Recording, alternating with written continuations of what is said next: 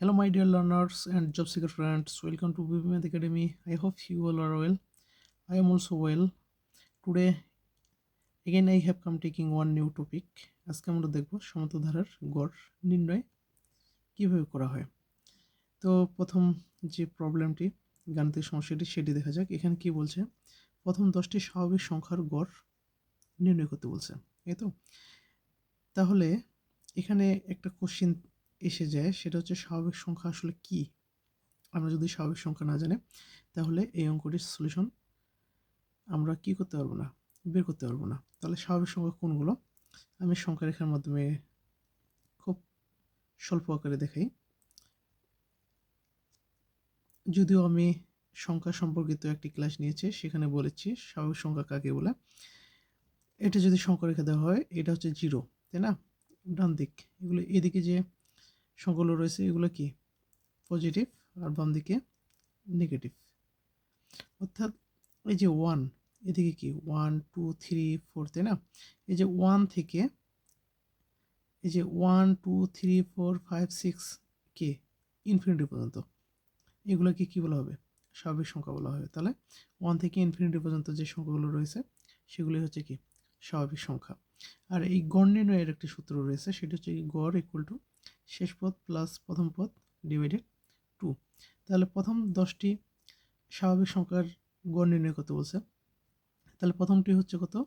1, তারপর 2 3 4 5 6 7 8 9 10, তাই না? এই যে প্রথম 10টির স্বাভাবিক সংখ্যার গড় নির্ণয় করতে বলছে। তাহলে সূত্র অনুসারে আমরা গড় কীভাবে পাবো? শেষ পদ হচ্ছে কত? 10, প্রথম পদ হচ্ছে কত? 1 ডিভাইডেড হচ্ছে 2, তার মানে কি 11 ডিভাইডেড 2 অর্থাৎ 5.5।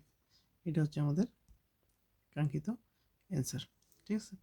প্রবলেম 2 এ যে এখানে কি বলছে যে 1 হতে 49 পর্যন্ত ক্রমিক সংখ্যাগুলোর গড় কত, তাই না? তাহলে আমরা কি জানি, গড় হচ্ছে কি শেষ পদ হচ্ছে কত? 49, প্রথম পদ হচ্ছে কত? 1 ডিভাইডেড 2, তার মানে কি 50 ডিভাইডেড 2 = 25। এটা হচ্ছে আমাদের কাঙ্ক্ষিত অ্যান্সার। প্রবলেম 3 কি বলছে, 1 হতে 99 পর্যন্ত সংখ্যা সমূহের গড় কত? তাহলে কি এখানে গড় হচ্ছে কত? 99 প্লাস 1 ডিভাইডেড 2, তার মানে কি 100 ডিভাইডেড 2, তার মানে 50। এটা হচ্ছে অ্যান্সার হচ্ছে 50। তারপরে অঙ্কটা কি বলছে, 0 থেকে 49 পর্যন্ত ক্রমিক সংখ্যাগুলোর গড় কীভাবে নির্ণয় করতে হয়? অবশ্যই কি এটার উত্তরটা কি করবেন, এটা অ্যান্সারটা নির্ণয় করে আমাকে কমেন্টে জানাবেন।